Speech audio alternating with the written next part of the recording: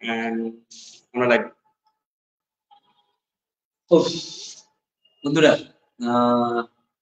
আমি জানি না বিষয়টা কেমন হলো। আমরা 5:30টায় লাইভে আসার কথা ছিল, কিন্তু আমরা আস্তে আস্তে বিভার লাইভ শুরু করেছিলাম, কিন্তু শেষ পর্যন্ত যান্ত্রিক গোলযোগের কারণে আমাদের লাইভটা শুরু হতে 1 ঘন্টা বিলম্ব হলো। আমি আন্তরিকভাবে দুঃখ প্রকাশ করছি যে আমরা সময় মতো লাইভটা শুরু করতে পারিনি বলে। যেমন ভাইও হয়তো একটু বিরক্ত হয়েছেন। আমি অনুরোধ করবো যে প্লিজ আমাদের এই টেকনিক্যাল বিষয়টাকে সহজভাবে নেওয়ার জন্য আপনারা একটু সাউন্ড চেক করবেন। আমি দেখতে পাচ্ছি এখানে যে লাইভ শুরু হয়েছে, আমি জানি না সাউন্ডের অবস্থা কি। যদি সাউন্ড ঠিক থাকে তাহলে আর কোনো সমস্যা নাই, আমরা যেতে পারি। আমার মনে হয় যে আমরা পরে আলোচনায় ঢুকে দিই। আপনারা একটু কাইন্ডলি যদি একটু সিগনাল দেন আমাদের।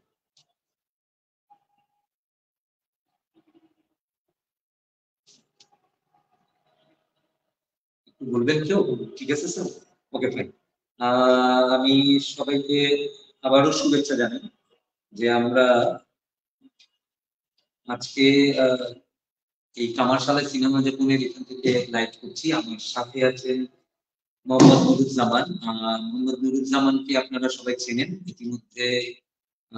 উনি তার প্রতিভার সাক্ষ্য রেখেছেন। পিছনে যে পোস্টারটা দেখতে পাচ্ছেন, আম কাঁঠালের ঝুঁকি, নামটাই একটা চমৎকার নাম। এই সিনেমাটি নির্মাতা হচ্ছেন আমাদের এই নুরুজ্জামান ভাই। নুরুজ্জামান ভাই ব্যক্তিগত জীবনে পড়াশোনা করেছেন বুয়েটে, তার আগে করেছেন ক্যাডেটে। বুয়েট এবং ক্যাডেট এই দুটোর মধ্যে দিয়ে পড়াশোনা শেষ করে পরে এসেছেন সিনেমায়, এবং সেই সিনেমাটি এখন দর্শক জনপ্রিয়তা পেয়েছেন। আমি নুরুজ্জামান ভাইকে একটা এর আগেও লাইভটা যখন শুরু করেছিলাম তখন একটা বলেছিলাম, আমি তো আসলে না বুঝেই বলেছিলাম, কিন্তু নুরুজ্জামান ভাই খুব সুন্দর করে পিক করছিল। আমার একটা ভালো লাগছিল যে সিনেমা কি তাহলে ইনডিসিপ্লিন, মানে আমি কেন সেটা বলছিলাম সেটা একটু ব্যাখ্যা করা দরকার। সেটা হচ্ছে যে উনি ক্যাডেটে পড়েছেন, ক্যাডেট থেকে ক্যাডেটের একটা ডিসিপ্লিন লাইফ থাকে, সেখানে এখন সকাল ঘুম থেকে উঠা থেকে ঘুমানো। আমি যে জন্য বলেছিলাম যে এই ডিসিপ্লিন লাইফের মধ্যে দিয়ে এই ক্রিয়েটিভ সাইডে আপনি আপনি ঠিক কখন মনে হলো যে আপনি সিনেমায় আসা উচিত, সেটা যদি একটু বলছি। প্রথম কথা হচ্ছে যে আপনি যেটা বললেন এটা আমি ডিসিপ্লিন লাইফের সাথে আপনি ক্রিয়েটিভিটি সত্যি সম্ভব বেশি করে আমি। আপনি যদি কোনো যে কোনো ক্রিয়েটিভ আপনি যদি ইনডিসিপ্লিন হন আপনি বেশি দূর যেতে পারবেন। আচ্ছা, discipline is a creative system. Okay fine fine. তো like any other things creativity আসলে আসমান থেকে পড়ে। নিশ্চয়ই এটা আপনার চর্চার বিষয়। চর্চা করতে গেলে আপনার উইদাউট ডিসিপ্লিন বেশি দূর আপনার যেতে পারবেন। চর্চা করতে গেলে আপনার ডিসিপ্লিন হতেই হবে। আর আপনি যেটা বলেন সিনেমা কিভাবে আসে, এটা একটা ইয়ে হচ্ছে যে সেটা আমার আমি আপনারা তো জানেন যে ক্যারেক্টার প্রত্যেকটা ক্যারেক্টার সবকিছু ভোরের পেটি বেড়া থেকে শুরু করে আপনার বিভিন্ন গেমস অলমোস্ট আমাদের দেশে খেলা হয়, খেলা মানে সচরাচর খেলা হয় এমন সব খেলা আমাদের বাধ্যতামূলক। সেই সাথে সবাইকে আবার আপনার ক্রিকেট চর্চা করতে আমাদের বাংলা থেকে শুরু করে আপনার স্টেজ পারফরমেন্স সবাইকে কিন্তু এই প্রক্রিয়ার দিকে যেতে হচ্ছে। তো সবাই হয়তো সব জায়গায় ফিল করে, বাট একটা সময় আপনি ফিল করবেন যে কোনটা আমার সেদিক থেকে আমার মনে হচ্ছিল যেমন আমি ফিল্ডে যতটুকু ছিল মানে যত খারাপ ছিল দেখা গেছে যে আপনার ক্রিয়েটিভ অ্যাক্টিভিটিস মানে আমি ততটাই বেটার ছিল, তখন আমি বুঝে ফেলছি যে আমার জায়গা। আচ্ছা, এখন আমাকে বলেন যে ক্রিয়েটিভ জায়গা আর সিনেমা, সিনেমাটা কেন সিনেমা? এটাও একটা বড় ব্যাপার। আমি যেটা বলছিলাম যে আমি অনেক কিছু ট্রাই করছি। একসময় আমার মতো যে আমি লেখালেখি করি, স্টিল লিখতাম বাংলাদেশে যদি ধরেন লেখালেখি করে ভদ্রস্থ জীবন যাপন করা যেত, আয় রোজগার কথা বলছি, তাহলে আমার জীবন। আচ্ছা, তার মানে লেখালেখি করে জীবন চালানোটা মুশকিল। তো ক্যারেক্টারিস্টিক আমি আবার সময় মনে হতো যে তো একসময় বুঝলাম যে আমাদের কতটুকু সেটা আর ক্যারেক্টার্স থেকে বের হওয়ার সময় আমার অপশন ছিল যেগুলো তার মধ্যে একটা ছিল হচ্ছে সামগ্রিক বিভাগ। তো আমার 6 বছর থেকে ক্যারেক্টার থাকার কারণে হোক বা সামগ্রিক কাছ থেকে দেখা যে সুযোগ হচ্ছে তারপরে আমার সেটা তখন আমি অনেকটা আপনার ক্যালকুলেটেড রিস্ক আছে। আমার কাছে মনে হয়েছিল যে বিএচআর আর্কিটেকচার ডিপার্টমেন্ট হচ্ছে আমার রিস্ক নেওয়া হতে চাই, কারণ একটা মধ্যবিত্ত ফ্যামিলি ছিল। তো মধ্যবিত্ত ফ্যামিলিতে ভালো ছাত্র করি মানে বা ফ্যামিলি অনেক এক্সপেকটেশন। আমার ইচ্ছা ছিল হচ্ছে লিটারেচার নিয়ে পড়া, এটা যেটা বললাম আমার বাস্তব বলতে কারণ লিটারেচার করে কি করবো। একটা পর্যায়ে মনে হলো আসলে বুয়েটে যদি এটা সব বুয়েটের আর্কিটেকচার ডিপার্টমেন্ট হচ্ছে আমার ওই একটা জায়গা যেখানে আমি হ্যাপি সবকিছু করতে পারি, এটা ছিল। তো বিভিন্ন আমি বুয়েটে ক্লাস করার আগে ক্লাস শুরু করার আগে আমি আসলে ফটোগ্রাফি ফটোগ্রাফি থেকে কি আপনি সিনেমায় টার্ন করা মানে আপনি যখন বুয়েটে ভর্তি হচ্ছেন তখন কি সিনেমা নিয়ে প্যাশন করছেন? না, একদমই। তাহলে সিনেমা ঠিক কোন ঘটনা বা কোন মুহূর্ত থেকে, মুহূর্তটা তো বলুন মানে হয় না যে আমি এই কাজটা করলাম বা ওখানে গেছিলাম বা আমি ফটোগ্রাফিতে গেছিলাম বা আমি ওখানে একটা সিনেমা দেখছিলাম, তখন এরকম কোন ইয়ে ছিল টার্নিং পয়েন্ট? আমার একেবারে যেটা বললেন যে একদম এক্স্যাক্টলি বলা সম্ভব যে কখন সিনেমায় টার্নিং। তো এটা হচ্ছে তখন আমি সেকেন্ড ইয়ার, আমাদের ওই সময় সামনে বেশি। তো তখন কম্পিউটার এর আগে কম্পিউটার ছিল। তো দেখা গেল যে আমাদের হলে সবার এগুলি একেবারে কম্পিউটার। তো এবং ওই সময় যেটা হলো যে আমার সিনেমা দেখা বিভিন্ন ধরনের সিনেমা। আমাদের হল ছিল পলাশীতে, ওইদিকে নিউ পল্টনের একটা দোকান ছিল যে তারা তো আমাদের এখানে ওরা এত জনপ্রিয় যে আমাদের আর যেতে হয় না, ওরাই মানে ব্যাগ ভিত্তি করে একটা ডিভিডি দিয়ে চলে আসে। তো তখন যেটা যে একজন অ্যাক্সিডেন্ট করলে আর 5টা ছবি দেখেন, মানে 5 জনের 5টা ছবি দেখেন, মানে সবাই একটা করে মার্কেট থেকে 5 জনে দেখেন। এইভাবে আসলে কিছু ছবি দেখা ওই সময় বেশিরভাগ দেখা তো আমার বুঝছি। তো 98 প্রথম দিকে তো 98 শেষ। আমার যেহেতু লেখালেখি করার একটা অভ্যাস ছিল, আমার এক বন্ধু বললো যে প্রথম আলো পত্রিকা তখন মাত্র লঞ্চ করছে, ওরা একটা কম্পিটিশনের মতো কিছু আরেকবার মনে নেই, সেটা হচ্ছে যে আমার দেখা সেরা চরিত্র এই শিরোনামে অভিযুক্ত হবে সম্ভবত 2012। তো যদি মানে এই লেখাটি যারা দিবে তাদের মধ্যে বাসে থেকে অল্প সংখ্যক ছেলেদেরকে ফিল্ম অ্যাপ্রিসিয়েশন তো বুয়েটে আমাদের ডিপার্টমেন্টে এরকম অ্যাপ্রিসিয়েশন কোর্সগুলো চালছে, একাডেমিক্যালি আর appreciation, music appreciation, film appreciation ছিল। তো আমার এক বন্ধু লিখতেছি আমরা কত ছবি থেকে একটা লিখে, ওরা আবার অন্য স্বার্থ ছিল। ওর স্বার্থ ছিল হচ্ছে এই যে ও তখন বাংলা টাইপিং শিখছে, ওর এই হচ্ছে যে আমি একটা কিছু লিখতে গেলে সেটা বাংলা টাইপিং প্র্যাকটিস হয়ে যাবে। এরকম একটা কিছু লিখলাম, ভুলেও গেলাম। কিছুদিন পরে আমার চিঠি আসলো যে ওয়ার্কশপে আপনি সিলেক্ট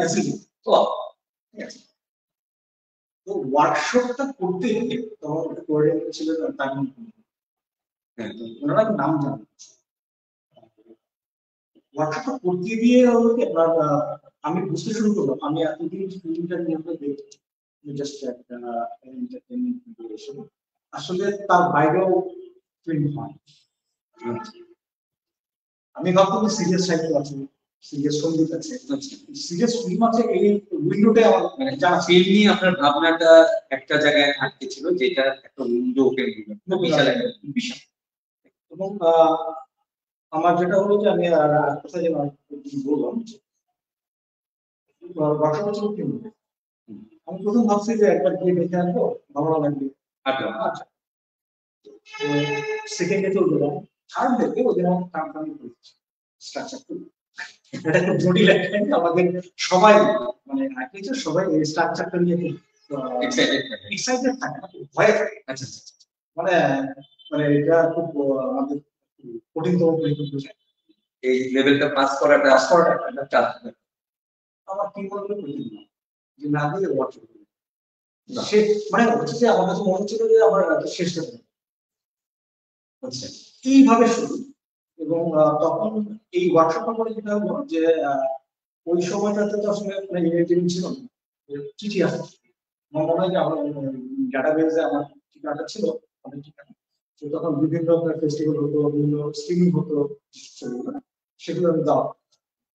তখন সিনেমা তখন তখন মানে যে সিনেমা আমি নতুন করে চিনলাম সেই সিনেমা। আচ্ছা আমি একটু তার আগে আপনি যে মানে, তাহলে যে আপনার যে মানে লাইন রিড করার অভ্যাসটা আসলে স্টুডেন্ট লাইফ থেকে আপনি একটা ডিসিপ্লিন লাইফের মধ্যে দিয়ে ঢুকছেন, কিন্তু ধরেন এই যে বুয়েটে এসে বুয়েটের মধ্যে একটা ইয়েতে আপনি পড়াশোনা করছেন, সেখানে এরকম একটা মানে সিরিয়াস পরীক্ষা আপনি না দিয়ে সিনেমার অ্যাপ্রিসিয়েশন করছেন ক্লাসে থাকা, এইটা কি আপনার মানে ইয়ে লাইফেও ছিল, মানে যখন ইয়েতে ক্যাডেটে করতেন তখনও কি এরকম করতেন, মানে ওইখানে কি কোনো ধরনের মানে এইটা কিন্তু এক ধরনের খ্যাপামি বা পাগলাম। এটা আমাদের ক্যারেক্টার ছিল। ধরেন দেখা গেল যে বোর্ড পরীক্ষার আগের দিন আমরা মানে খেলতে গেলাম, এটা ছিল। মানে এই খ্যাপামিটা আপনার মধ্যে আসলে এটা ওই ক্যাডেটে গিয়ে আমরা দূর মানে কোন জন্য আগে গেছি। বরং ক্যারেক্টার কি আমি বুঝতে পারছি যে আমার মূল কাজটা যদি আমি বুঝি যে এটা আমার মূল কাজ, আমি ওটাতে আসলে অন্য কিছু বাদ দিয়ে মানে আমি কেন ডিলিট করার চেষ্টা করতেছি সেটা, কারণ আপনি আম কাঁঠালের ছুটি বানিয়েছেন, আপনি কিন্তু কোনো মানে তথাকথিত অন্য মানে বাজারে যেটা নট মানে শুধু অন্য একটা যে কোনো সিনেমা বানানোর জন্য আপনি ট্রাই করেন, তার মানে হচ্ছে আপনি লাইন ক্রস করার বা আউট অফ বক্স যাওয়ার অভ্যাসটা আপনার বোধহয় স্টুডেন্ট লাইফ। মানে ব্যাপারটা আসলে এত হিসাব করে, ব্যাপারটা হচ্ছে না যে হিসাব করে না, মানে আপনার মধ্যে মানে আমার হচ্ছে যে যেটা আমি পছন্দ করছি, যেটা মনে হচ্ছে যে আমার একটা আনসার সেটা অন্য কোনো কিছুকে ছেড়ে দিতে হ্যাঁ। আমি আপনি আর সেই জায়গায় আসতে গেলে একটা জিনিস আরো মনে হচ্ছে যে এই ইন্ডিপেন্ডেন্ট সিনেমা আপনি যে সিনেমাটা বানাচ্ছেন এটার জন্য আপনি ফিনান্স কিভাবে করছেন আমি জানি। মানে আমাদের সোসাইটিতে তো একটা জিনিস আছে যে ছেলে কি করে, আপনি বই থেকে পাস করে কি করতেছেন, আপনি কত টাকা ইনকাম করেন, এইটা তো একটা মানুষের, আমি জানি না আপনার ফ্যামিলি বা আপনার আত্মীয় স্বজনের মধ্যে এটা আছে কিনা, আমাদের অনেকের মধ্যেই আছে। মানে আপনি ওইটারে কিভাবে ডিল করছেন যে আপনি আমি কিন্তু ওইখানেও ঠিক একইভাবে করছি। যেমন যা পাস করার পর সবাই একটা চাকরি করে, আমি ভেরি বিগিনিং রিটায়ারমেন্ট ছিলাম, এবং যে আমি জীবনে একদিনের জন্য চাকরি করবেন। এবং আমি অনেক কিছু বাদ দিয়ে আর্কিটেকচার পড়ার কারণ ছিল যে এখানে ইন্ডিপেন্ডেন্টলি। আর পাস করার পরে যেটা করলাম সেটা বাগান জায়গা ইত্যাদি অনেকেই আমার ফ্যামিলি মেম্বার এখন মনে করে, সেটা হচ্ছে যে আমি ঢাকা বাদ দিয়ে চলে আসলাম নারায়ণগঞ্জে। তখন পর্যন্ত কোনো কনসালটেন্ট ফার্ম নেই। আমার একটা সিনিয়র ছিল অস্ট্রেলিয়া, তো ওনাকে বললো, উনি বললো ওকে চলো আমার বাসায় মিশতে হবে। আমরা মানে কোনো কাজ আসবে কি আসবে না কোনো নিশ্চয়তা নেই, কোনো নিশ্চয়তা নেই। তো আমরা শুরু করি। তো আলটিমেটলি আমি এখন মনে করি যে আমার এই সিদ্ধান্তটা ঠিক ছিল। কারণ এটা আমি যাই বললাম, আমার মনে হয়েছে যে আমি আমার শহরকে সাপোর্ট করার সুযোগ পেয়েছি, যেটা ঢাকা থেকে। আচ্ছা আচ্ছা, এখন আমি একটা বলতে চাই যে আপনি এই সিনেমায় মানে আপনার এই আম কাঁঠালের ছুটিটা এইটা আপনি কবে থেকে আপনার মাথায় আসবে, মানে এই সিনেমাটা আপনি বানাবেন এইটা কবে ডিসাইড করবেন? আচ্ছা আমরা সরি থ্যাংক ইউ। আম কাঁঠালের ছুটি কিন্তু আসলে আমার মাথায় ছিল, আমার মাথায় ছিল অন্য একটা ছুটি, সেটার নাম হচ্ছে ডানা। ডানা তার আগে একটু ব্যাকগ্রাউন্ড বলি। আমি কিন্তু আমার প্রথম ছবি বানানোর চেষ্টা করলাম ওয়ার্কশপ থেকে বের হওয়ার। ওটা কত সাল থেকে? তো তখন তো আপনার লজিস্টিক্স কিছু নেই, এবং তখন আপনার সেলিব্রেশন, তখন আপনার কিন্তু ডিজিটাল আসে। আমার কাছে যেটা মনে হলো যে আমি একটা সিনেমা বানাই ফেললাম, আর এটা হয়ে গেল, এটা সম্ভব। এটার পেছনে আসলে আপনার অনেক ব্যাপার আছে, প্র্যাকটিসের ব্যাপার আছে, শেখার ব্যাপার আছে। ওই ওয়ার্কশপটা করে এসে আমি যেটা প্রথম ঠিক করলাম যে আমার পড়াশোনা করা দরকার। তো আমি তখন যেটা মানে বিভিন্ন জায়গায় বইপত্র সিনেমা সিনেমা এবং ধরেন দেখা গেল যে একটা বইয়ের জন্য মানে আমি লন্ডন পর্যন্ত মানে লোকজনের ঠিক আছে। আর সে পড়াশোনাটা করতে করতে আমি যেটা বুঝলাম যে এটা আসলে একদিন হওয়ার জিনিস, এটার জন্য আপনার অনেক কিছু লাগে। মানে 99 থেকে আপনি আস্তে আস্তে আবার ব্যাক করে যাওয়া আমি পালাম না আমি শুরু করেছি। তো আমি যেটা চিন্তা করি আমার চিন্তা তো আসলে যে প্রপার ইনস্ট্রুমেন্ট সেগুলো করতে যাই আমি এসব শুরু করতে আরো পারছি ওয়াই নট এখন শুরু। আমার তখনকার দিনে ভিএইচএস ক্যামেরা তো বেশ বড় সাইজ আপনার বিয়ে বাড়ির ব্যাটা ক্যামেরা অনেক। তো আমার এক বন্ধুর মামার ওখানে তো আমি আমার বন্ধুকে পড়াইলাম সিনেমা তো আসলে যা হয় সিনেমা হবে সিনেমা শুনেই তো না সিনেমা খারাপ জিনিস। মানে বিয়ে বাড়ি ভিডিও দিলে ঠিক আছে ঠিক আছে, কিন্তু একটা সিনেমা করতে গেলে মানে ক্যামেরা অপবিত্র। তো ওরা অনেক কটা করে নিয়ে আসলাম একটা তখন যেটা হচ্ছে কি একটা বদ্ধজন হলে চাপ তখন আমার সেটা হচ্ছে যে মনে হয়েছে যে আমি বড় যে আমার কোনো উচিত না আমি কারণ মানে নামগুলো নতুন নতুন শুনছি তারা কিভাবে কাজ করে একটু জানছি। তো আমি উইদাউট এনি স্ক্রিপ্ট মাথায় একটা আইডিয়া নিয়ে শুনি। তো ওইটাও ছিল কিশোর আমি 1 মাস শুট করলাম তখন আমাদের ডুয়েট প্রোগ্রাম পর্যায়ে মানে আমাদের ছুটি শেষ হয়ে গেল আর কাজ করতে পারলাম না। এরপরে আবার যখন আমি একটু সুযোগ পেলাম তখন 1 বছর হয়ে গেছে এবং বাচ্চাদের বয়স যারা ছিল বয়স 11-12 বছর ওইটা করা হয়। আর পাশ করার পর দেখা গেল যে আপনার প্রাথমিক আমরা করছি ওই সময়টা প্রায় 5-6 বছর আমি আসলে ফিল্মের দিকে মানে হাঁটা উচিত মনোযোগ দিই। কিন্তু ওই সময় যেটা করতেছিলাম বই পড়তেছিলাম। তো 2008-এ যখন একটু রিল্যাক্স হলাম তখন মনে হলো যে আগে যে কাজটা করছি একটু তো এডিট করবো কোথায় তখন আমার এডিট ম্যানেজার কিছু নাই। তো আমার যে অফিস ছিল ওই মার্কেটে একটা দোকান ছিল ওরা হচ্ছে বিয়ের মানে ওদের কাছে যে বললাম ওরা মানে যেহেতু প্রতিদিন দেখা সাক্ষাতের একটা মানে একটা আছে সম্পর্ক একটা তো ভদ্রলোক আমাকে বলল আচ্ছা ঠিক আছে আমি একটা সেটআপ আপনাদের ছেড়ে দিই তো আপনি দেখেন করতে পারবেন জিনিসটা আমি ওদের এডিটর নিয়ে প্রথম শুরু। তো ওই ভদ্রলোক মানে 2 দিনে বিরতি দিচ্ছে। তো যে মালিক ছিল উনি আমার সম্পর্ক সাথে আমার বলল যে বেটার আপনারা প্যাসিভ জিনিস আপনি নিজে নিজে নিজে ওইটা ছিল আমার জন্য একটা খুব বিরাট। তখন আমি এডিট করতে বসে শুধু মানে এডিটিং সফটওয়্যার পুরো ফিল্ম মেকিংটা আমার মনে হয় যে কোনটা ওয়ার্ক করছে কোনটা ওয়ার্ক করতেছে না গল্পটা আসলে এডিটিংটা কতটুকু জরুরি আমি শুটিং এর সময় কি ভুল করছি এইগুলো আমি আস্তে আস্তে এটা ছিল 2008। ছবিটার আসলে ওরকম স্টোরি লাইনটা সেভাবে দাঁড়ায়নি যদি স্ক্রিপ্ট ছাড়া কিন্তু তারপর আমার মনে হয়েছে যে এটা আমার জন্য একটু জরুরি। 2010-এর দিকে তো তারপর আমি যেটা বললাম যে এখন হচ্ছে আমার মনে হচ্ছে যে আরো কিছু শিখতে হবে ওয়ার্কশপ খোঁজা শুরু করলাম কোথায় কোন ওয়ার্কশপ আমার মনে হয় যে আপনার 2007-08 থেকে শুরু করে 2020 মানে কোভিডের আগে ঢাকা শহরের এমন কোনো ওয়ার্কশপ নেই যেটা দেখেন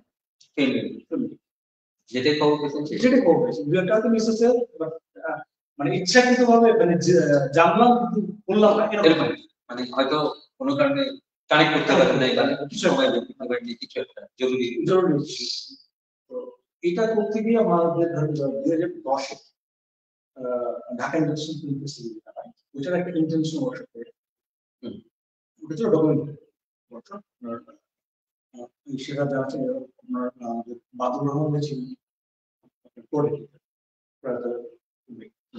আর যারা আপনার ইনস্ট্রাক্টর ছিল তার সব ছিল বেশি আর দেশের মধ্যে শুরু ছিল তার কাছে, বাকি সবাই বাইরে। ওইখানে গিয়ে দেখলাম যে এরকম লাইফ রিলেটেড কিছু পাওয়া যায়। তো এরকম আমরা 5 জন, আমাদের আগে হচ্ছে হল্যান্ডের যে ফিল্মমেকার ছিলেন উনি আমি ওই সময়টা আমি একটা ক্যামেরা কিনলাম, বিভিন্ন জিনিসের উনি আমাকে বললেন যে তোমার একা একা না করে আমাদের ওইখান থেকে 5 জন মিলে সিনেমা। ওখানে আমি হচ্ছে সবচেয়ে বয়স্ক, সবচেয়ে সিনিয়র, আর বাকি যারা সবাই ছোট। আমরা তখন নিয়মিত আসলে ওই সময় কি আপনি কাজ বাজ কি করতেছেন? মানে আপনি তো এটা যত সহজে করে বলতেছেন, আপনি করে যেটা করলেন আমি জানি না, ধরেন আপনার তো মাস গেলে আপনার তো আমি আমার পাকস্থলী আছে, হ্যাঁ আপনার পাকস্থলী আছে, আপনি কতদিন বিয়ে করছেন? সংসার আছে, বাসায় আমি জানি না কন্ট্রিবিউট করতে হয় কি হয়, মানে ওই সাইডটা থেকে আপনি ওটা তো আমি প্র্যাকটিস করা চাই, ওই বাই দিস টাইম ওগুলো চলতেছে। মানে এটা ডাজন্ট মিন এটা আমি প্রত্যেকদিন করতেছি তা না। আমার ধরুন ফিল্মে প্রত্যেকদিন হয়তো পড়া, কিন্তু আপনার সরাসরি একটা কাজে ইনভলভ হওয়া বা টাইম স্পেয়ার করা, এটা তখন কিন্তু ওটা চলছে। আচ্ছা, যেটা ধরুন আমার আস্তে আমি একটু পিছনে, আপনি যে বললেন যে শুটিং করে করছেন, 1 মাস শুটিং করছেন, ওইটা আপনি কি করে করছেন? 1 মাস শুটিং করা মানে যদি আপনার যে প্রতিদিন তো একটা কস্ট আছে আপনার, এটা ছিল খুব মানে আমার জন্য খুব সিম্পল। আমার শুধু আমার মাথায় থাকতে একটা ক্যাসেট কিনা টাকা আছে, আচ্ছা তাহলে আচ্ছা, এবং শুটিং লোকেশন ছিল আমার বাসার আশেপাশে, তার নিজের বিভিন্ন জায়গায়। আর যারা এখানে ট্যালেন্ট ছিল তারা সব আমার স্টুডেন্ট। ওই সময়টা আমি একটা কোচিং সেন্টার, আচ্ছা, ওই বয়সের অনেকগুলো ছেলেমেলা আমার ছিল। তো এদের বাবা মাও মানে কোনো কারণে আমার বড় আস্থা রাখতো এবং মানে ওদের কি করতেছে তারা মানে খোঁজার চেষ্টা করতো। আপনার সাথে আছে জানতে ওরা আপনার কদর করে, ঠিক আছে। আর আরেকটা ইন্টারেস্টিং জিনিস ছিল, ওই মাস্টার সামো ছিল রোজা ঘোষ। আচ্ছা, আমার যারা ছিল সাথে অলমোস্ট সবাই রোজা, মানে খাওয়াই করতো, খাওয়া তো খুব বেশি, খাওয়া খরচ বেশি, আর আমি মানে একটা খরচ কি খাওয়ায় ট্রান্সপোর্টের, আর আর যদি তাদেরকে ধরুন পেমেন্ট দিতে সেটা করতে হচ্ছে না। সো এবং আমি তখন যখন টিউশন করতাম বা কোচিং সেন্টার করতাম, আমার কতটুকু টাকা ছিল হয়তো দেখা গেল যে ফেরার সময় সবাই একটা এটাই ওই সারাদিনে ওই খরচটা, ওটা তার মানে ওইটা আপনি সম্ভব ওই যে আপনার টিউশন করেন আপনার যে সাইড ইনকাম থেকে আমি এটা ওইটা গেল। তারপরে যখন আপনি পাস করে বেরিয়ে গেলেন, আপনি নিজে কাজ করা শুরু করলেন, পাশাপাশি হচ্ছে আপনি এই ইয়েগুলো তখন তো আমি আসলে খরচে কোনো ইনকাম করতে যাই না। মানে আপনি এইভাবেই ডিজাইন করতেন যেটা আপনার ক্যাপাসিটি, আমার ক্যাপাসিটি। আপনি কি কখনো কোনো প্রোডিউসার বা নিজে বা পাবেন এরকম আশা করছিলেন যে কেউ এসে আপনাকে 5 লাখ 10 লাখ 20 লাখ টাকা দিচ্ছে? সেটা আমি মানে একদম ডে ওয়ানের চিন্তা করি, এখন চিন্তা করছেন মানে আপনি আপনার যা আছে আমার ক্যাপাসিটিতে আপনার যদি 10 টাকা থাকে সেটা দিয়ে আপনি চিন্তা করেন, আপনার যদি না থাকে সেটা দিয়ে আপনি এই দ্যাটস কল ইন্ডিপেন্ডেন্ট ফিল্মমেকার, ঠিক আছে। মানে আপনি তাহলে ওই জায়গাটায় আপনি ঠিক। আর আমার কথা হচ্ছে যে এই কাজগুলো করতে গিয়ে আপনি আপনার সামাজিক বা পারিবারিক ভাবে বুলিংয়ের শিকার হচ্ছেন, মানে আপনার পাগলটা লাগছে এটা তো অবভিয়াস। তাহলে আমার যেটা হচ্ছে আমার সোশ্যাল লাইফের বেনিফিট শুরু হয়েছে, সামাজিকতা এবং বিভিন্ন সবকিছু মিলে যেটা হয় আমার আসলে সময় তো আমাদের একটা জায়গায় আমি যখন মানে যেটা আমার প্রফেশন, তার বাইরে যখন আমি সময় দিতে যাবো তাহলে আমার ফ্যামিলি নিশ্চয়ই আমাকে সাপোর্ট করছে। এবং জানি সিনেমায় নাম সিনেমা যদি শুনে যে আপনার যে সিনেমায় মানে কোনো কমেন্ট কি আছে এরকম যে আপনি মনে করেন যে ওই লোকটা আপনাকে নাম মেনশন করা দরকার, যেটা আপনাকে আরো বেশি ইয়ে করছে? না, এটা ওরকম না, আমার যেটা মনে হচ্ছে যে আমি এটা করতে চাই শেষটা আমার মনে হয় যে আমি শুরু করে শেষ করতে। তারপর ধরুন ফ্যামিলিতে আরো কিছু সমস্যা হয়। আমার দাদা ছিলেন পায়াস, ওইখান থেকে এরকম একটা জায়গায় যাবো, এটা কেউ আশা কেউ করে আসে না। এবং আমি স্টিল আমার ফ্যামিলির কাউকে পালন করি। মানে সেই সময় ধরুন আপনি যদি 99 বা 95 থেকে এই পর্যন্ত আপনি কি মানে অনেক কিন্তু আসে সেরকম কিছু আছে কি যে বন্ধু আত্মীয় ভাই বা কাকা মানে যারা আপনাকে নিজেকে যে আপনাকে মানসিকভাবে সাপোর্ট দিছে বা আমি আসলে ইনোসেন্স একদম লাগে। যখনই যেটা করতে কোনো না কোনো ভাবে কেউ এসে আমার পাশে দাঁড়াচ্ছে। যেমন ওই যে প্রথম যে আমার ওই যে ফ্রেন্ডের কথা বলি, একটা পর্যায়ে সে বুঝতে পারছে যে আমি সিরিয়াস। সে কিন্তু তার বাবার থেকে চুরি করে কেন বুঝতে পারছে ব্যাপারটা এরকম।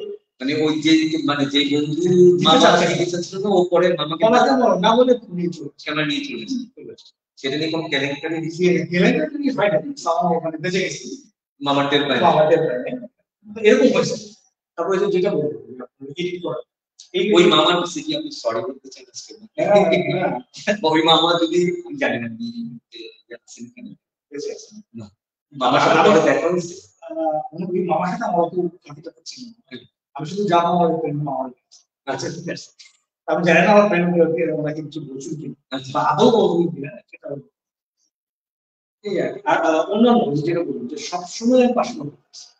সবসময় কোনো রকম ভাবে কিভাবে হয়েছে আমি জানি না। বন্ধু ভাগ্য খুব ভালো আমার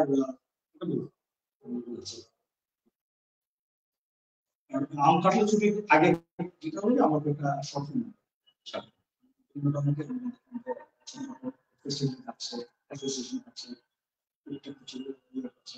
শর্ট ফিল্মের তো বুঝি আমার প্রথম বিদেশটা কিন্তু জংশন ছবিটাতে আমরা খরচ করছি সব মিলে 1000 টাকা খরচ করে এটা শর্ট ফিল্ম শর্ট ফিল্ম বানিয়েছে। এটা আমাদের বেশ কিছু ফেস্টিভ্যালে গেছে, আমরা ওদের দুইটা তিনটে অ্যাওয়ার্ডও পাইছি। তো মানে যা বললাম যে এটা তখন মনে হয়েছে যে না আসলে প্রায় 2015 দিকে এসে আমার মনে হয় যে যা হয়েছে আমার আম কাটলের ছুটিটা মানে ওইটা কি ওই সময় নির্ধারণ করতে দিই 2015 যেটা বললাম যে আমার নিজের স্ক্রিপ্ট অলরেডি মানে ট্রিটমেন্ট পর্যন্ত লেখা ছিল দাঁড়া, কিন্তু ওইটা যখন আমরা একটু ম্যাচুর করি তখন দেখলাম যে এটার জন্য যে বাজেট লাগবে এবং যে টেকনিক্যাল অ্যাবিলিটিস লাগবে সেটা আমাদের নাই। তার মানে না যে এটা যতদিন মানে সেই জায়গায় না যাবো তখন মনে হলো আচ্ছা আমরা একটা ওয়ার্ম আপ করছি ফিচার করলাম ওয়ার্ম আপ যে এটাতে আমাদের নিজেদের অ্যাবিলিটি বুঝতে পারবো বা আসলেই কি আমরা একটা ফিচার বানানোর বুঝছি কি সেটা বুঝতে পারবো। নিজের যোগ্যতাটা একটু মানে টেস্ট করে আমি কতটা ক্যাপাবল এটা ছিল আমার 3 মাসে অন্য একটা ফিচার বানাবো মানে জানা বানাবো কিন্তু তার আগে আমরা একটা বানাবো যাতে আমাদের ক্যাপাবিলিটিস আমার টেস্ট।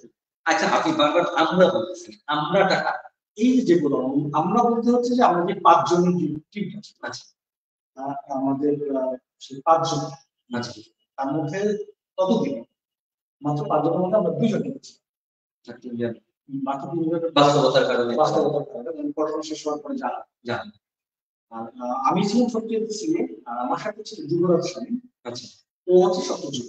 আচ্ছা ও কোনো মানে টাকা পয়সা নিয়ে চিন্তা ভাবনা নাই।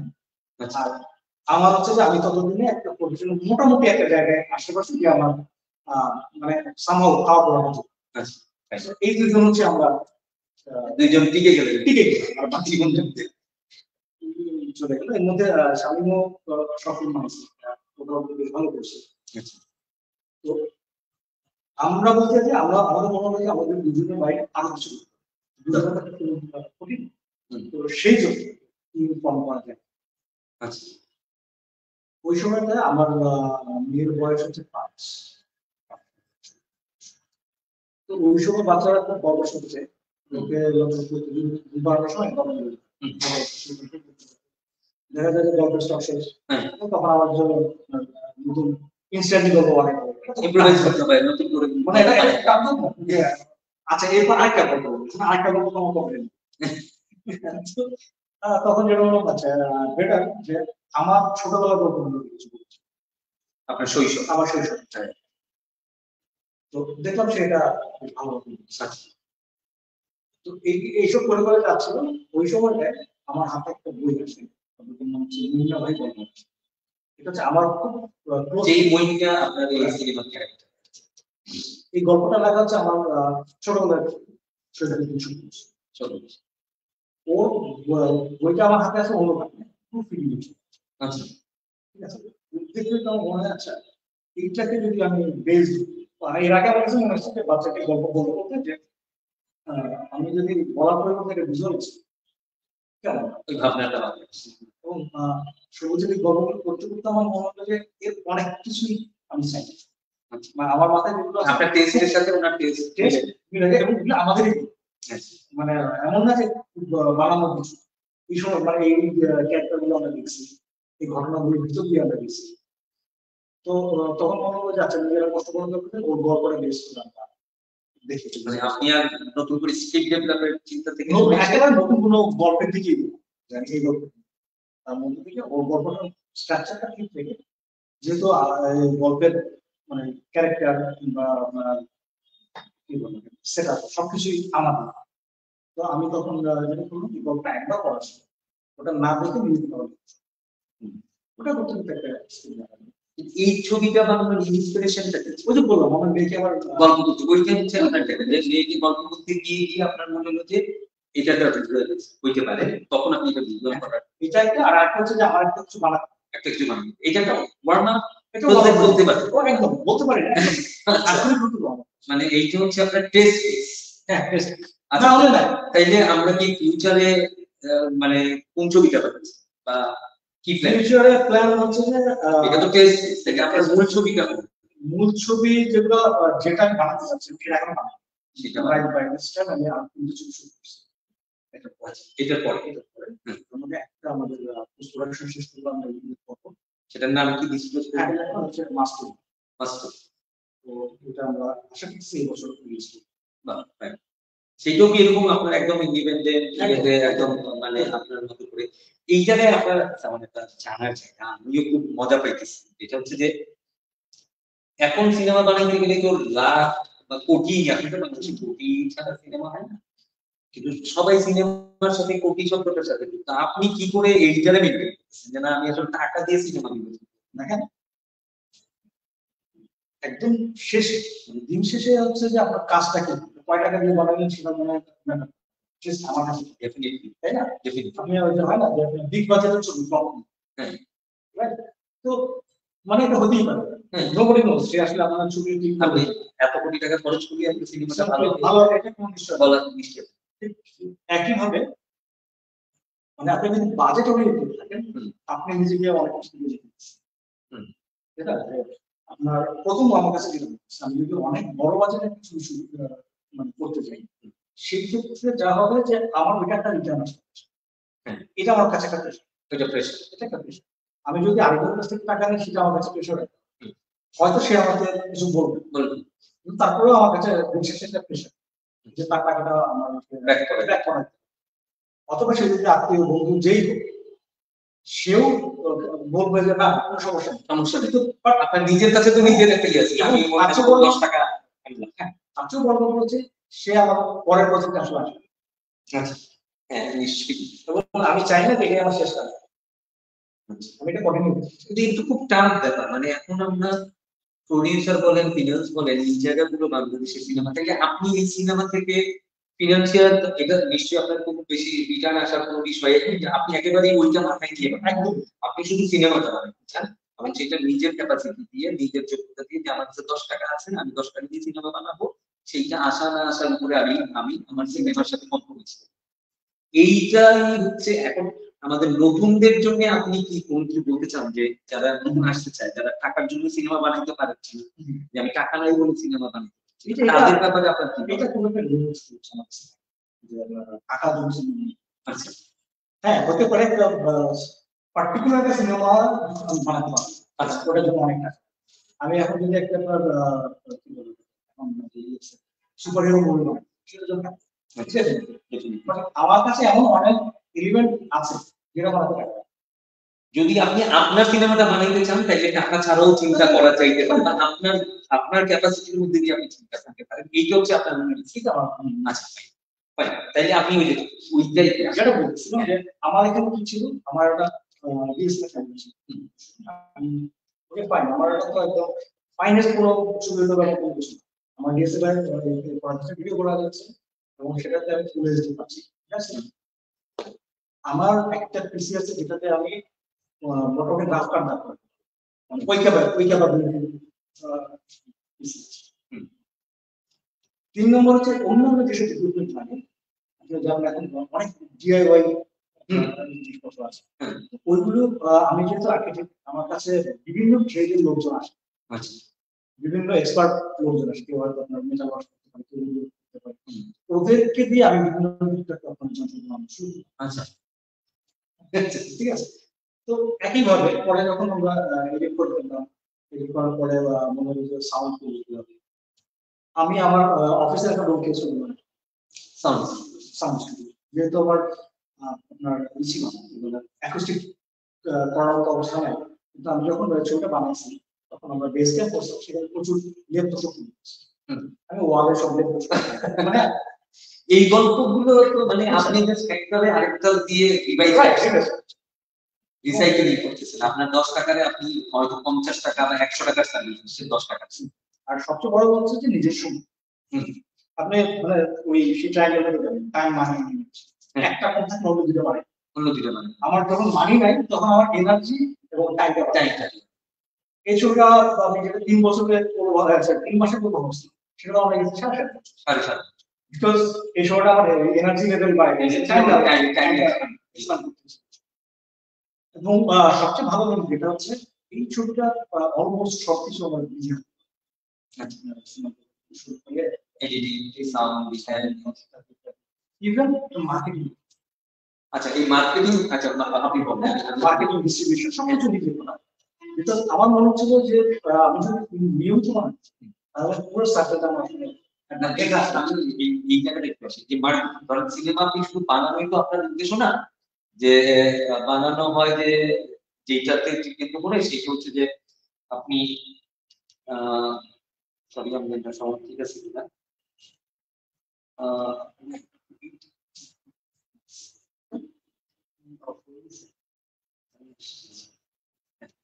সাউন্ড একটু চেক করে যে ঠিক আছে কিনা। হ্যাঁ আমি জানি না, এটা লাইট থেকে অফ হয়ে গেছে। তো এনিওয়ে আমি যেটা বলতে চাচ্ছিলাম সিনেমা শুধু বানানোর কিন্তু উদ্দেশ্য, সিনেমা দেখানোর তো অবশ্যই।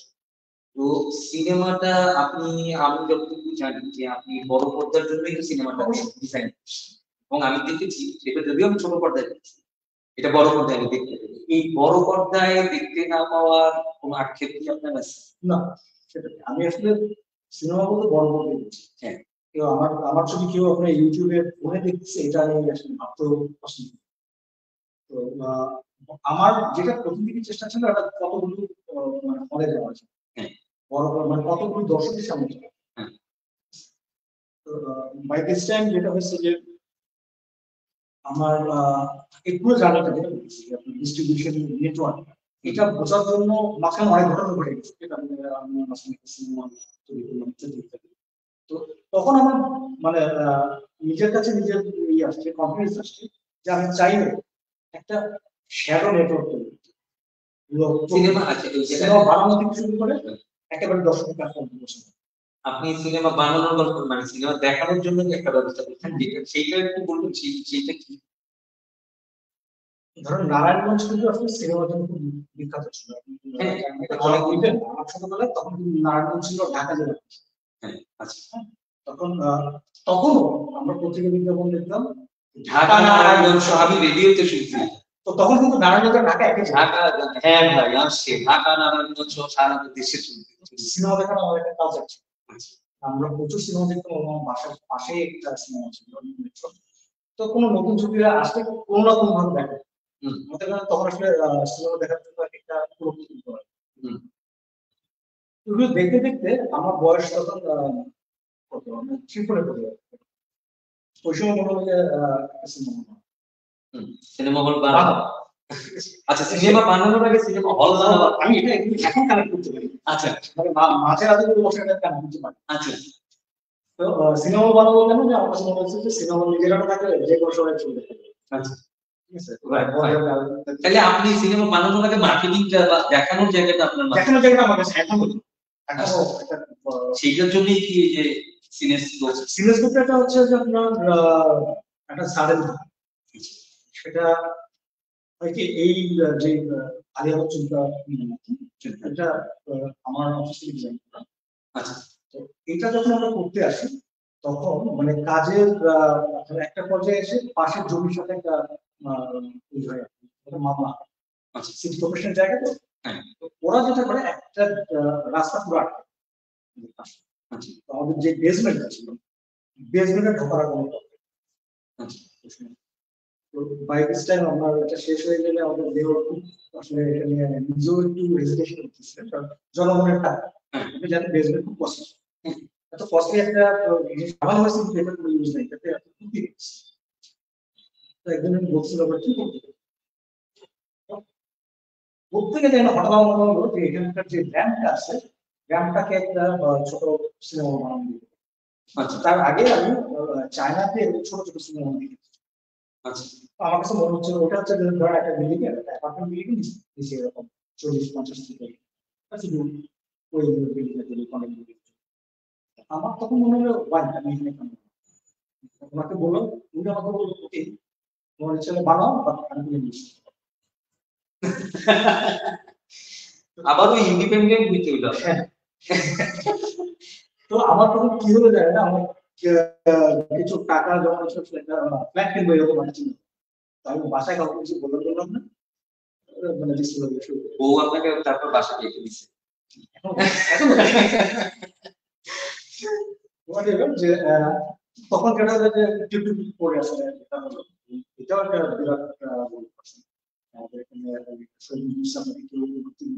আপনি এই বাজি ধরা এটা যে আপনি নিজের ফ্যাট না করে আপনি সিনেমা থেকে টাকা কামাবেন না পাবেন এটা আশা করেন, আপনি তার কাছ থেকে টাকা নিবেন না সিনেমা বানানোর জন্য এইটার ভিতরে তারপরে চ্যালেঞ্জ করেছেন যে এই সিনেমার জন্যই আপনি আবার আপনার সঞ্চয়ের টাকা যেটা আপনার হয়তো একটা ফ্ল্যাট কিনা যেটা মাথা গোজার খাই বলতে পারি বা একটা হয় না যে এটা সেইটা আপনি এখানে বাজি ধরার এই সাহসটা আপনি ব্যাপার হচ্ছে আমার কাছে যখন যেটা মনে হয় যেটা প্রায়োরিটি সেট করতে ওইটা ওইটার জন্য আপনারা এইটা কিন্তু বিশাল লার্নিং ব্যাপার মানে এনিওয়ে কন্টিনিউ করুন। সেই আমি যখন শুরু করি তখন কিন্তু নারায়ণগঞ্জে আপনার সিনেমা বোর্ড অনেকেও যায় যে দুটা তিনটা তখন ছিল এখন তার মধ্যে অনেক দুটো বন্ধ হয়ে গেছে সেদিকে যাওয়ার পরিবেশ পরিবেশের কারণে অনেক সিনেমা দেখতে ইভেন আমিও কিছু ছবি বাধ্য হয়ে দেখতে গেছি ওই সময় পরিস্থিতি না পরিস্থিতি বোঝার জন্য এই ছবিটা আমি দেখতে হবে। আচ্ছা, তো গিয়ে আসলে কোনো রকম নাকার মধ্যে দেখে আসলে এটা এক্সপিরিয়েন্সটা হয় না। আবার ধরুন একটা এই একই ছবি দেখতে আমি ঢাকা যাবো সিনেপ্লেক্সে যাবো এটা সবসময় সম্ভব হয় না। তো তখন আমার মনে হলো যে আমার মতো আরো অনেকেই আছে যারা দেখতে চায়। তো আমি লাকি এলাম যে নারায়ণগঞ্জের লোকজন এটাকে সাপোর্ট করছে। শুরুতে হয়নি আস্তে আস্তে এখন যেটা হচ্ছে যে আমাদের একটা স্টেডিয়ামটা আচ্ছা, তো আমরা তথাকথিত যে কমার্শিয়াল ছবিগুলো আছে সেগুলোকে চালাতে চাই। আমরা শুরু করার পর থেকে ইন্ডিপেন্ডেন্ট ফিল্ম মেকাররা কেউ সিনেমা বানাইছে আমার এখানে চলে এই ঘটনা। আচ্ছা, আমার লাভ লস যাই চালাই গেছে। আচ্ছা, ইভেন আপনার একজন যদি দর্শক আছে তার জন্য করে সেটা এটা এখন মানে এইটা তো একটা একটা মুভমেন্টের মধ্যে দিতে পারে এটা আপনার এক ধরনের একটা চ্যালেঞ্জ। আমি বলছি যে এইটাতেই যারা ইন্ডিপেন্ডেন্ট ফিল্ম মেকার আছে বা যারা কাজ করছে আপনি কি সবাইকে মনে করেন কানেক্ট করতে পারছেন নাকি না মনে হচ্ছে এখানে কানেক্ট করার? আমি আসলে খুব একটা কি বলে কানেক্ট করার মানে নেটওয়ার্কিংটা আমার ভালো। আচ্ছা, দেখা গেছে যে অনেকে নিজে থেকেই আসে ওভাবে তাদের সাথে পরিচয় হয়েছে ভাবে না ধরেন কেউ একটা ফিল্ম বানাইলো এবং আপনাকে ফোন করলো বা আপনার কাছে এসে বললো যে আমি একটা 30 মিনিট 40 মিনিট 1 ঘন্টা একটা ফিল্ম বানিয়েছি এটা কোথাও চলে না বা চলা চালাতে পারছি না বা আমার চ্যানেল ক্যাপাসিটি আপনি এটা নিলে সেটা আপনি তাকে তার পাশে দাঁড়ানোর চেষ্টা করেন, অবশ্যই দাঁড়ানোর চেষ্টা করছেন, মার্কেটিং বা বেসিক্যালি যেটা সেটা করার চেষ্টা করছেন। এইটা তো একটা চ্যালেঞ্জের জায়গা। এনিওয়ে এটা আমরা বলি যে কারো যদি মানে ইন্ডিপেন্ডেন্স ইনকাম কারো যদি একটা হল পায় সেটা হচ্ছে সিনেমা। আপনি কাউকে না করেন না, এটা একটা বিশাল ব্যাপার যে সিনেমা বানাইছে কিন্তু দেখানোর সুযোগ নেই সেই জায়গাটাতে। তার মানে আপনি বলছেন যে আপনার বড় পর্দায় আপনি যে সিনেমা দেওয়ার জন্য আপনার জায়গা থেকে আপনি আপনার কাজটা করে দিচ্ছেন। এরকম যদি বাংলাদেশে যদি 50টা মানুষ যদি দাঁড়ায় দেখতো, তাইলে ওই 50টা মানুষ অন্তত না বলতো না যে সিনেমাটা অন্য কোথাও নেই। আমরা এটা খুব ভালো করে মানে আচ্ছা আপনার এই আমকাটলে ছুটি কি সিনেমা হলে কয়টা সিনেমা হল পাইছিল বা আমার কাছে হচ্ছে যে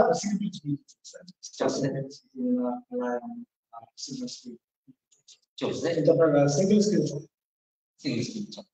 এখন এখন ওইগুলোতে আপনি একটা দিতে পারেন, কিন্তু আপনার কথা হচ্ছে আগামীতে তো সিনেমা আসতেছে যে এখন তো যে মানে নেটফ্লিক্স থেকে শুরু করে হইচই বা ওটিটি প্ল্যাটফর্ম চলে আসতেছে, সেই ক্ষেত্রে সিনেমার ভাষা এবং বড় পর্দার ট্রেনিং এইগুলোতে কি কোনো ইফেক্ট ফেলবে বলে আপনার মনে হয়? অবশ্যই, কারণ আসলে তো আপনার মিডিয়া চেঞ্জ হলে তো সবকিছু মিডিয়াম চেঞ্জ হয়ে গেলে সেই ক্ষেত্রে নির্মাতাদের আসলে কোনটা মাথায় রাখা উচিত বা আপনি কি সেটা নিয়ে আপনার আমি এখন পর্যন্ত চিন্তা করতে পারি না কারণ আমি এখন ওটিটির জন্য আপনি এখনো নিজেকে মানে এখনো মেন্টালি নিতে পারেন, আপনি এখনো বড় পর্দা চিন্তা করি বানাচ্ছেন মানে একদম ডিজিটাল আসছে। আচ্ছা আচ্ছা ফাইন ফাইন, আপনি শেষ করেন। আপনি যে ইয়ারটার কথা বলছেন, সিনেস্কোপের কথা বলছেন, সেটা এখন আপনি কোন পর্যায়ে আছে বা আপনার আপনি কি এটা মোটামুটি ব্রেকে গেলে আসতে পারছেন? আপনি আমাদের যেটা হচ্ছে যে আমাদের শুরু করি তার মাঝখানে চলে আসতে। হ্যাঁ আমরা খুব ভালো একটা স্টার্ট ছিল। হ্যাঁ তার কোভিড এর জন্য আমরা প্রায় 14 মাস বন্ধ ছিল সবভাবে। তো ওই সময়টা আমরা একটু ঝামেলা করি। But last 2 years we are doing well. এখন আমাদের যেটা হয় যে আমাদের অ্যাটলিস্ট পকেট থেকে কোনো টাকা নেই। আচ্ছা যেটা তারা আচ্ছা বাহ, এবং ডিস্ট্রিবিউটর এবং প্রডিউসার আমাদের কিছু সুবিধা বসে। কারণ হচ্ছে ট্রান্সপারেন্সি আমাদের একটা আমরা একদম মানে 100% ট্রান্সপারেন্ট। আচ্ছা আপনার মানে প্রডিউসার সাথে সাথে আপনার কাছে মানে যেটা আপনার বা চাই। এখন আমার কাছে মনে হচ্ছে যে প্রডিউসার পকেটে টাকা না দিলে বিজনেসে থাকে। হ্যাঁ মানে এইটার প্রতি ওই যে আপনি যেটা শুরুতে বলছিলেন যে আর আসবে না দ্বিতীয়বার আসবে, আপনি তাহলে আপনি তো একটা টোটাল প্যাকেজ। আপনি আসলে সিনেমা বানান, সিনেমা এডিট করেন, সিনেমা শুট করেন, আপনি মার্কেটিং করেন, আপনি সিনেমা দেখান, সব কাজই করছেন। আমার কাছে জিনিসটা খুব ইন্টারেস্টিং লাগছে। আমি যারা নতুন সিনেমায় আসতে চাচ্ছে তাদের উদ্দেশ্যে বলতে চাই যে সিনেমা বানানোর সদিচ্ছাটা থাকলে আসলে সিনেমা কখনোই কোনো মানে বাধা হয়ে দাঁড়ায় না। আপনি কি সিনেমা বানাতে চান সেটা আপনি ডিসাইড করেন আগে, আপনি আপনার সেইটা। এখন একটা জিনিস আমরা লক্ষ্য করছি যে এই যে ছোট পর্দা এবং বড় পর্দা, ধরেন আমি আমি আমি আমরা আমি যে সিনেমার সাথে কাজ করছি সেটা দেখছি, ধরেন আমার সালমান ভাই হচ্ছে যে শুনতে কি পছন্দ, এটা এগুলো কিন্তু শেষ পর্যন্ত এসে আমরা ইয়েতে আসছি, ওটিটিতে এখন দিতে হচ্ছে। এই জায়গায় তো একটা কনফ্লিক্ট করে, মানে আপনি বড় পর্দায় যে মজাটা পাই সেই জায়গায় ছোট পর্দায় দেখুন সেই টেস্টটা পাওয়া যায় না, সাউন্ড থেকে শুরু করে সব। সেই জায়গায় আপনি কি মনে করেন যে আমাদের সারা দেশে সিনেমার যে হলগুলো এখন বন্ধ হয়ে গেছে সেইগুলোর জন্য আমাদের কি করার প্রয়োজন বলে আপনি মনে করেন বা আপনি আমরা কিভাবে এটা থেকে বেরোতে পারি বলে মনে করেন? হ্যাঁ, এটা সবটাই হচ্ছে আপনার মাইন্ডসেট। রিসেন্টলি আমার গত সপ্তাহে এক্সপেরিয়েন্স করি পরের যে ছবিটা হলো মাস্টার পোস্ট প্রোডাকশনের জন্য আমি চেন্নাই গেছি। ওখানে আমাদের যে কোরিয়ানিস্ট আমার সাথে আমার একজন সহকারী সে বলতেছে যে আমি আসলে অনেক তামিল ছবি দিয়েছি, তাকে মানে একটা বই করে এই ছবি এই ছবি তুমি দেখলাম মানে মানে সে ওটাকে ছবি দেখাই বলছে, ফোনে ছবি দেখাই বলছে, মানে ওটাকে এসে বলছে তুই কিছুই না। তাইলে তো আমরা মানে দেখেন আসলে একটা গল্প তো আসলে ছবি ছবি হচ্ছে একটা এক্সপেরিয়েন্স। মানে আমি একটা ছোট গল্পের থেকে গল্পটা সামনে দেখি টোটাল এক্সপেরিয়েন্স সিনেমা তো একটা এনভায়রনমেন্ট, ঘর ওখানে আপনি একটা মনোযোগ সেটাই একটা মেডিটেশনের ব্যাপার। কারণ আমরা যখন উন্নত হিসেবে কিছু মানে প্রত্যেকটা ফ্রেম আমার কাছে আমি চাই না যে আমার কোনো দর্শক একটা ফ্রেম মিস করুক। আপনি ছোট পর্দায় দেখতে গেলে তো আসলে অনেক লুজলি দেখা, তখন আপনি অনেক মিস করেন। তার মানে এখনো পর্যন্ত আপনার কাছে মনে হচ্ছে যে সিনেমা আসলে প্রেক্ষাগৃহে এবং প্রেক্ষাগৃহ নিয়ে আমাদের আসলে আরো বেশি মনোযোগী হওয়া উচিত। এইটা একটা চ্যালেঞ্জ। তো আমি একটা জিনিস দেখছি, আমাদের ধরেন আরেকটা সিনেমার বিষয় হচ্ছে যেমন আপনি সম্প্রতি নাম শুনেছেন অন্যদিন। অন্যদিন সিনেমাটা যেমন আমরা দেশের বাইরে খুব ভালোই দেখা দেখছি, কিন্তু সেইটা কিন্তু বাংলাদেশে আমরা একটা বিশাল কারণে আমরা বাংলাদেশে রিলিজ করতে পারছি না, যেটা সেন্সর। এই সেন্সরশিপ নিয়ে আপনার কোনো ইয়ে আছে কি? আপনার কি কোনো মন্তব্য আছে? সেন্সরশিপটা আমরা আসলে সেন্সরশিপটা যদি থাকাটা জরুরি নাকি না, মানে সিনেমার জন্য কি জিনিসটা অবারিত হওয়া উচিত নাকি এটাকে সীমাবদ্ধ করা উচিত? ধরুন সাহিত্যের ক্ষেত্রে সেখানে কি আপনি পাবলিশ করার আগে কোনো সেন্সরশিপ আছে? এটা গানের ক্ষেত্রে নেই, একটা পেইন্টিং এর ক্ষেত্রে নেই। তো অন্য কোনো আক্রমণ যদি না থাকে মানে সিনেমা, মানে আমার কাছে যেটা মনে হয় মানে রাষ্ট্রযন্ত্র বলেন বা প্রশাসন যন্ত্র বলেন, তারা সিনেমাটাকে ভয় পায়। কারণ হচ্ছে এটা শক্তি সম্পর্কে তারা জানে, বাট এটা কিভাবে কাজ করবে সেটা তারা জানে। আমার কাছে মনে হয় যে মানে এই একই ছবি মানে তারা ঠিক ডিসাইড করতে পারে না যে এইটা দেখলে আসলে পাবলিক রিঅ্যাকশন কি।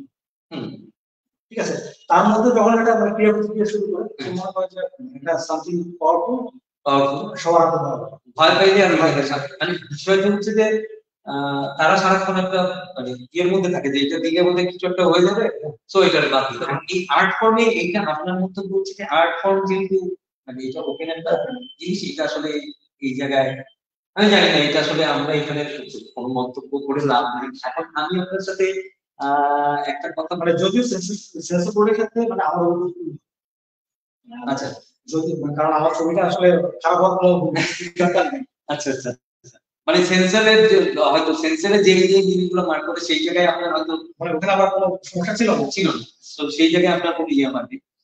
এখন আমি আমার মনে হয় যে আমরা আমার একটা লাস্ট জানার জায়গা আপনার এই আপনার সিনেমা আসার পিছনের গল্পটা শুনলাম, আপনি আপনার জার্নিতে শুনলাম, আপনার অনেক গেল। আপনার পড়াশোনা কি আপনাকে সিনেমাতে কোনো রকম সাপোর্ট করছে নাকি না একটা কন্ট্রিবিউট? আর্কিটেকচার কি একটা ডিজাইন করতে গেলে অনেক খুঁটিনাটি অনেক ডিটেইলস আমার মাথায় আসে, অনেক কিছু চিন্তা করতে হয় যেটা হয়তো আমার ডিজাইন সরাসরি থাকে, বাট আমার যে ইউজার সে কোনো একটা সময় এক্সপেরিয়েন্স। তো সেভাবে আমি ডিজাইনটা করতেছি। ডিজাইন করার পরে যেটা হচ্ছে সেটা আবার হয়তো বিল্ড করতে চাই। সিনেমার ক্ষেত্রে কিন্তু পুরো ব্যাপারটা আচ্ছা আমি একদম পুরো একই রকম ভাবে চিন্তা করি। আমার মাথায় আমি একটা সিনেমা কনসেপ্ট করলাম, সেটাকে আমি যখন লিখতেছি করতে দিই, তারপরে বিভিন্ন ডিপার্টমেন্ট নিয়ে এটা কোলাবোরেটিভ আর্কিটেকচার। সো সেই দিক থেকে আমার মনে হয় যে আর্কিটেকচারের যে প্র্যাকটিসটা সেটা আমাকে অনেক হেল্প করছে। আপনার ডিসিপ্লিনের কথা বলছি তাই না শুরুতে? তো আমার কাছে মনে হচ্ছে যে আর্কিটেকচার আমাকে ডিসিপ্লিন শিখেছে। অফকোর্স আমার ক্যারেক্টার ডিসিপ্লিন শিখেছে, মানে আমি তো জানি যে কোন জায়গায় আমার এমফাসাইজ করতে হবে, কাকে কতটা গুরুত্ব দিতে হবে, তার উপরে কতটা ডিপেন্ড করা যায়। ঠিক আছে, তো এটা একটা। আরেকটা হচ্ছে যে আপনার ফিল্ম মেকিং যখন আপনার টাকা কম থাকে আপনার ডিসিপ্লিন হওয়া ছাড়া কোনো উপায় একটা পয়সা আপনার ভুল জায়গায় ব্যবহার করা সুযোগ নেই, এবং কিভাবে সেটা কত মিনিমাম দিয়ে দিয়ে জিনিসটাকে দাঁড় করানো যায় সেটা আপনার মধ্যে আর্কিটেকচারাল যে ইয়ে ছিল মানে আর্কিটেকচার থেকে আমি শিখছি যেটা দামি ম্যাটেরিয়াল লাগানো মানে ব্যবহার করলাম তার মানে ভালো কিছু হইতে না। ঠিক একইভাবে এখানে প্রপার পারপাস আমার এটার জন্য কোনটা লাগে ঠিক সিনেমার ক্ষেত্রে যারা অনেক টাকা নিয়ে আমরা যেটা মানে এটা কোনোভাবেই অ্যাকচুয়ালি করতে না ভালো হচ্ছে, রাইট। আচ্ছা এখন আমি একদম ইয়েতে আমি আপনার কাছে একটা জিনিস জানতে চাই, আমার খুব ভালো লাগছে আপনার কাছে কথা বলতে হলে যে নতুন যারা সিনেমা বানাতে আসতে চায় তাদেরকে আপনি একটা লাস্ট লাইন দিয়ে যদি শেষ করেন, আমরা শেষের দিকে যাবো, আমরা বেশি কথা বলবো না।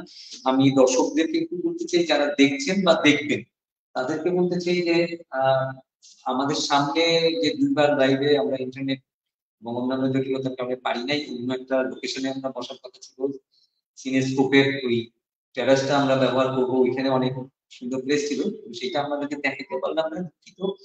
যেটা নিয়ে যেমন ভাই লড়াই করে যাচ্ছে, সেই সব কিছু মিলে আপনি যদি এক লাইন করে একটু বলেন নতুনরা সিনেমায় আসার জন্য কি ভাবা উচিত, এবং নতুন সিনেমায় আমাদেরকে কিভাবে আমরা সিনেমাগুলোতে কাজ করতে পারি, নতুনদের উদ্দেশ্যে একটা কিছু। প্রথম কথা হচ্ছে আমি একটা ছবি মাত্র বানানো হয়েছে। আচ্ছা, আমি কিভাবে নিজেকে এত মানে প্রাচীন না এই জার্নি থেকে এক্সপেরিয়েন্স আপনি শেয়ার করেন, আপনি কিছু না বলেন। আমার কাছে যেটা মনে হয় যে আসলে আমরা যে সোনার হরিণের পিছনে কোনো একদিন কোনো একদিন দেশে হাজির হবো, আমার যা যা লাগে সবকিছু আমি তার কাছ থেকে পাবো, তারপরে সিনেমা বানাবো। সিনেমা বানানো ছাড়া অন্য যে কোনো কাজ যেটা আমি স্বপ্ন দেখি যে আমি এটা করবো, সেটার জন্য ওয়েট করা যাবে। নিজের যে সামর্থ্য আছে সেই সামর্থ্য নিয়ে এবং বিলিভ যে আপনি যখন কাজে নামবেন ওর থেকে কি এসে আসবে আপনি নেবেন। আচ্ছা, মানে নিজের উপর বিশ্বাস রাখতে চাই। আপনার বক্তব্য হচ্ছে যে আপনি যেটা করতে চান সেটা কিভাবে বানাতে পারবেন সেটা যদি আগে অবশ্যই অবশ্যই এবং অবশ্যই নিজের সাথে যুক্ত করবেন, নিজের কাছে অনেস্ট, নিজের কাছে নিজের কাজের প্রতি অনেস্ট থাকেন, নিজের ডেলিভারির প্রতি অনেস্ট থাকেন, তাহলে আপনাকে কোনো কিছু আটকাতে হবে। মানে honest is the best policy, এটা হচ্ছে বেস্ট পলিসি না, অনলি পলিসি। Only policy. আচ্ছা আচ্ছা, ঠিক আছে, অনেক ধন্যবাদ তোমার ভাইকে, এবং পিছনে যারা আমাদেরকে হেল্প করছেন, যারা আমাদেরকে এই ডিজাস্টার ম্যানেজমেন্টের জন্য সহযোগিতা করছেন, প্রত্যেককে ধন্যবাদ জানিয়ে, এবং যারা পরবর্তীতে আমাদের এই ভিডিওটা দেখবেন সবাইকে আমি একটা ধন্যবাদ জানাতে চাই যে ইন্টারভিউতে যেসব মুখস্থ কথাবার্তা হয় সেগুলি হয় না। না, আমরা চেষ্টা করছি, আমরা আমি তো শুনছি আপনার কথা যে আমরা সেখানে যেমন যাই, আমরা মনে হয় সবাই একটু বাই বাই দিয়ে যে ঠিক আছে বন্ধুরা, সবাই সিনেমা দেখবেন, যদি দেখবেন, এবং যেমন আগে আগামী যে কাজগুলো আছে সেগুলো দেখবেন, সে আসলে সবাইকে ধন্যবাদ, বাই।